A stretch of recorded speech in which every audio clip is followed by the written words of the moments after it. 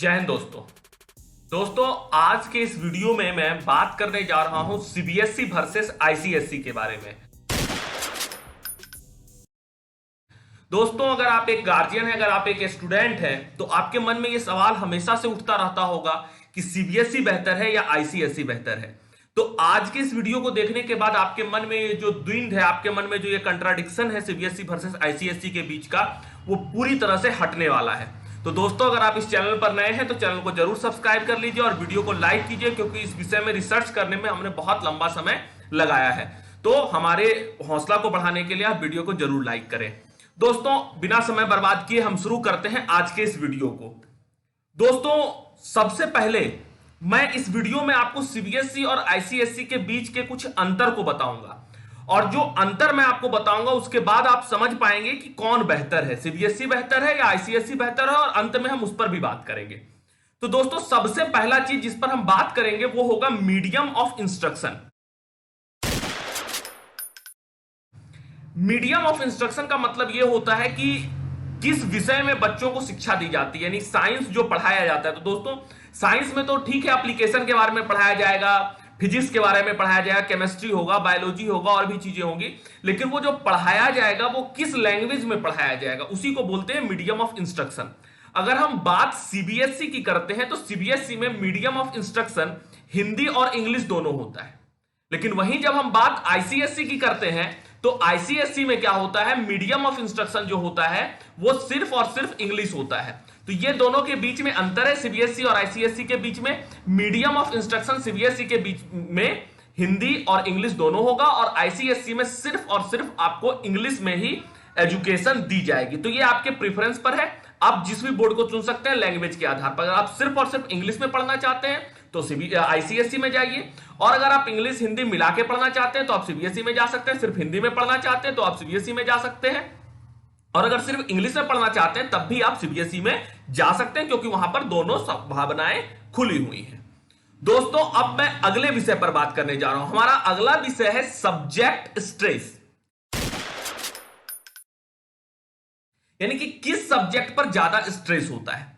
दोस्तों अगर हम सीबीएसई की बात करें तो सीबीएसई के अंदर मैथ और साइंस पर सबसे ज्यादा स्ट्रेस दिया जाता है, यानी बच्चों को मैथ और साइंस ज्यादा पढ़ाया जाता है, उस पर ज्यादा जोर होता है। अगर आप किसी सीबीएसई के बच्चों से बात करें तो आपको पता चलेगा कि वहां उनके बच्चों में मैथ और साइंस को लेकर ज्यादा जिज्ञासा होती है, वो ज्यादा पढ़ना चाहते हैं।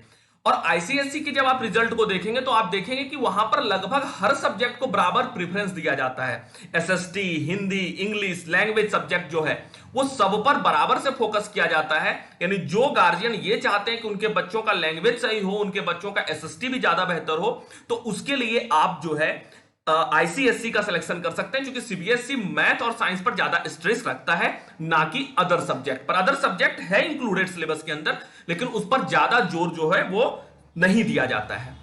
अगला चीज है सिलेबस।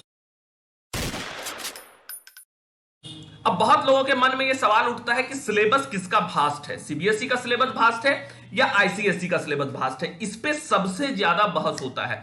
बहुत सारे लोगों का यह मानना है कि आईसीएसई का सिलेबस जो है वो बहुत ज्यादा ही भास्ट होता है।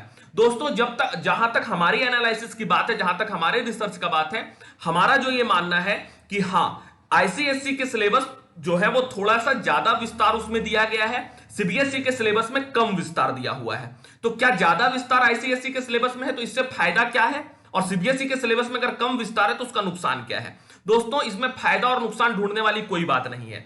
जब हम बात करते हैं भारत में कंडक्ट होने वाले बड़े बड़े एग्जाम, यानी आईआईटी, नीट, यानी मेडिकल और इंजीनियरिंग जैसे एग्जाम की बात करते हैं, तो इंजीनियरिंग और मेडिकल में जो सवाल पूछा जाता है वो सीबीएसई के सिलेबस के आधार पर पूछा जाता है। यानी कि उसमें जो सवाल पूछा जाता है वो एनसीईआरटी बुक से पूछा जाता है, जो सीबीएसई रिकमेंड करती है, जो सीबीएसई चलाती है।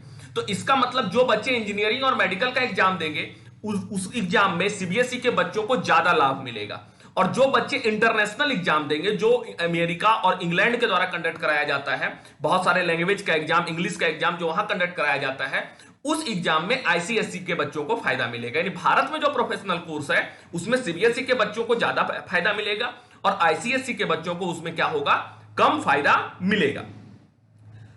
अब हम बात करते हैं सिलेबस पैटर्न पर। सिलेबस पैटर्न पर क्या बात करते हैं। सिलेबस पैटर्न का मतलब यह होता है कि किस चीज पर ज्यादा फोकस किया जाता है। जब हम सीबीएसई की बात करते हैं तो सीबीएसई थ्योरी पर ज्यादा फोकस करती है, यानी बच्चों को मीडियम में पढ़ा दिया गया, बातों को समझा दिया गया बोलकर। लेकिन जब हम आईसीएसई की बात करते हैं, जस्ट उसके बाद सीबीएसई के बाद जब हम आईसीएसई की बात करते हैं तो वहां पर प्रैक्टिकल नॉलेज पर ज्यादा बात किया जाता है। यानी कि अगर सीबीएसई में क्या है कि अगर बता दिया गया कि आपके पास एक टेस्ट ट्यूब है, टेस्ट ट्यूब में एसिड है, उसमें ब्लू लिटमस पेपर को डालेंगे तो उसका कलर रेड हो जाएगा, तो यह बात सिर्फ सीबीएसई में क्या होता है बोलकर बता दिया जाता है। लेकिन जब हम आईसीएसई की बात करते हैं तो आईसीएसई के अंदर इस बात को प्रैक्टिकली दिखाया जाता है, प्रैक्टिकल पर ज्यादा जोर होता है। बच्चों से उम्मीद किया जाता है कि वो एक्टिविटी कॉपी पर लिखें, वो करें, लैब में करें, वो सोचें, उस विषय पर विचार करें। यानी कि आईसीएसई का जो सिलेबस है वो ज्यादा से ज्यादा जो एम्फेसिस होता है वो प्रैक्टिकल पर होता है, लेकिन सीबीएसई के सिलेबस में थ्योरी पर ज्यादा फोकस किया जाता है।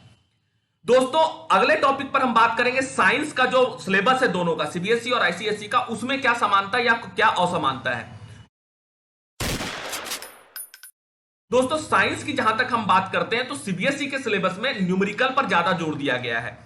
मैं फिर जैसा आपको बता रहा था कि सीबीएसई जो होता है वो मैथ और साइंस पर ज्यादा फोकस करता है, इसीलिए न्यूमेरिकल पर ज्यादा फोकस होता है सीबीएसई के अंदर। न्यूमेरिकल बच्चों को ज्यादा पढ़ाया जाता है।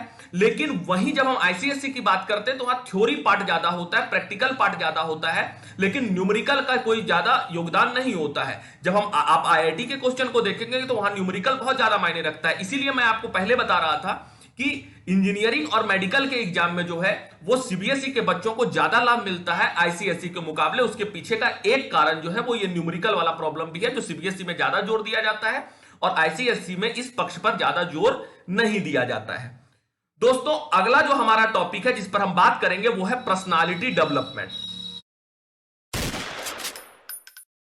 दोस्तों पर्सनालिटी डेवलपमेंट में हमारा क्या मानना है। पर्सनालिटी डेवलपमेंट से मतलब है कि बच्चे सोसाइटी से कितना जुड़ते हैं, सर्वे में कितना भाग लेते हैं, सोसाइटी के लोगों से कितना कनेक्ट कर पाते हैं। तो सीबीएसई में ऐसा कोई प्रोग्राम नहीं होता है जिसमें कि आप सोसाइटी के लोगों से जुड़े।